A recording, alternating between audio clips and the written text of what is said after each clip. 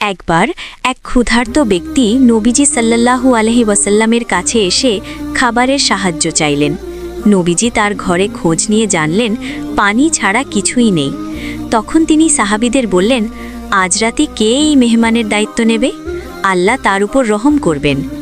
হজরত আবু তালহা রাদিয়াল্লাহু সানন্দে মেহমানকে নিয়ে বাড়ি গেলেন, কিন্তু বাড়িতে গিয়ে জানলেন কেবল বাচ্চাদের জন্য সামান্য খাবার আছে।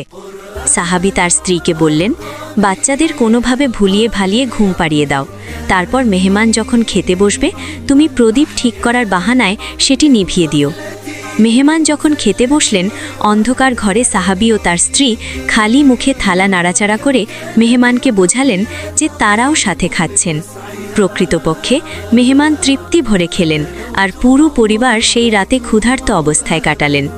পরদিন সকালে নবীজি সাল্লাল্লাহু আলাইহি ওয়াসাল্লাম হাসি মুখে আবু তালহা রাদিয়াল্লাহুকে বললেন, তোমাদের এই ত্যাগে আল্লাহ এতটাই খুশি হয়েছেন যে তিনি পবিত্র কুরআনের আয়াত নাজিল করেছেন। সুবহানাল্লাহ। আয়াতের বাংলা অর্থ, তারা নিজেদের ওপর অন্যদের অগ্রাধিকার দেয়, যদিও তারা নিজেরা অভাবগ্রস্ত। সূরা হাশর 9। এই ঘটনা আমাদের শেখায় যে নিজের প্রয়োজনের চেয়ে অন্যের অভাবকে বড় করে দেখাই হলো প্রকৃত ঈমানদারের কাজ।